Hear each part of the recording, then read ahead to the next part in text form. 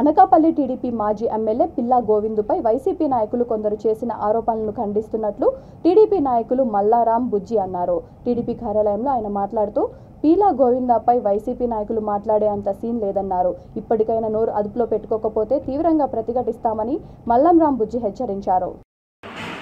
YSR party నాయకులైన జానకరామరాజు గారు, కొంతాల మురళీకృష్ణ గారు, గొర్రెల సూరిబాబు గారు, జాజుల రమేష్ గారు పీలా గోవింద్ గారి మీద వ్యక్తిగత విమర్శలు చేశారు. 2 రోజుల కిందట అనకాపల్లి టీడీపీ పార్టీ ఇన్ఛార్జ్ అయిన పీలా గోవింద్ గారు రాజకీయపరమైన ఆరోపణలు గుడివాడ అమర్ గారిపై చేశారు. అందులో ఎంత శాతం నిజాలు ఉన్నాయన్నది పేపర్ వాళ్ళు, అనకాపల్లి ప్రజలు తేల్చుకుంటారు.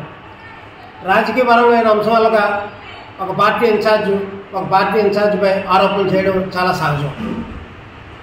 కానీ ఈరోజు జరిగిన వైఎస్ఆర్ పార్టీ నాయకుల సమావేశంలో జానకరామరాజు గారు గౌరవంగా మేము అభివృద్ధి చేసాం, మీరు అభివృద్ధి చేయలేదు అన్నారు.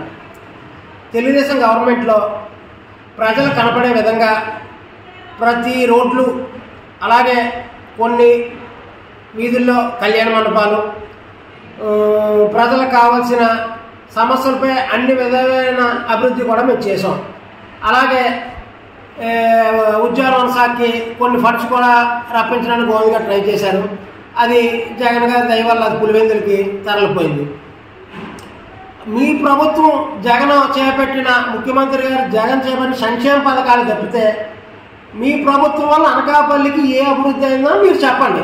మేము కళ్ళకు చూస్తే మేము 100% ఒప్పుకుంటాం. మాకు అభివృద్ధి ఏం కనిపించట్లేదు.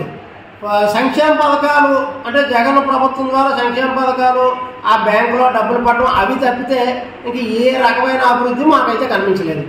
ఒకవేళ మీరు చేసేది మళ్ళీ రేపు మీరు ప్రెస్ మీట్ పెట్టిగా మేము అభివృద్ధి ఈ విధంగా చేసాము చూపించండి, మేము ఒప్పుకుంటాం.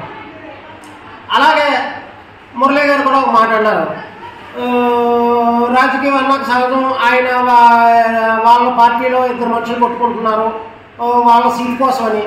ఏమంటే గోవింద్ గారు కొత్తగా సీట్ ట్రై చేయట్లేదండి. గోవింద్ గారు నాన్నగారు ఆ రోజుల్లోనే ఎంపీపీ కింద చేశారు.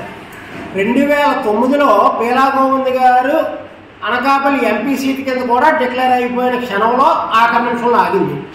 2014లో పీలా గోవింద్ గారికి అనకాపల్లి ఎమ్మెల్యే సీట్ రావడం, గెలవడం, అలాగే 2019లో ఆయన సీట్ ఇవ్వడం, జగన్ వేవ్లో ఓడిపోవడం అన్నీ జరిగాయి. ఈరోజు చంద్రబాబు నాయుడు మెప్పు కోసం అమర మీద స్టేట్మెంట్ ఇచ్చేస్తే సీట్ వచ్చేస్తుందనో ఎవరో రాజకీయ ఆరోపణలు చేయట్లేదు. ఒక పార్టీ ఇన్ఛార్జిగా ఆ ఊరి సమస్యలు ప్రజలకు కానీ నారా చంద్రబాబు నాయుడు కానీ తెలియడం కోసం ఆయన ఆరోపణలు చేశారు.